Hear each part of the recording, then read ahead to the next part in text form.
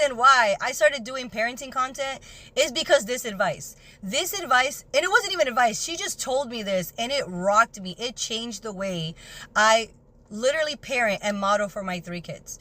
Okay. And so I'm going to share this with you, and I think it's going to take you on a roller coaster, because if I'm not mistaken, you are going to do some self-examination after you hear this. Are you ready?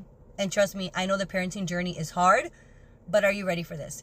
All right. After years, if not decades, of working with youth, meaning middle schoolers and high schoolers, the thing that this person saw was the root of why children rebelled against their parents, had tension or friction with their parents, or had a real problem getting close to God, is because of this one thing that their parents didn't factor in.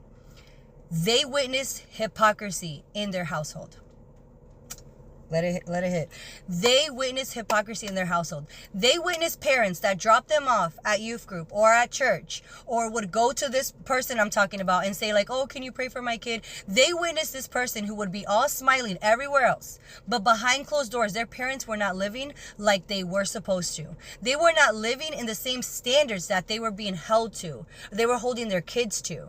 And so because of that little fact, they had friction, they had trouble, they wanted to rebel. And it makes perfect sense, because if you think about it, when you were a teenager, if you saw your parents do something, you'd be like, why can they do it and I can't? And when you would get those beautiful responses of, oh, because I'm an adult, it messed you up, because it made you think like, wait a minute, so I have to do this, this, and this, but like, you don't have to do any of those things. So you're saying when I grow up, I could just be whoever and whatever I want? Where is the consistency to hold them accountable? And so like that changed so much for me, because I was already in therapy and on my journey to be a better, more intentional parent. Trust me, it's been a while, okay? Mind you, I have an 18-year-old. But I've been on a journey in the past 3 years to really be intentional. And this past year, after hearing that, I think about it all the time. I think about everything I do all the time.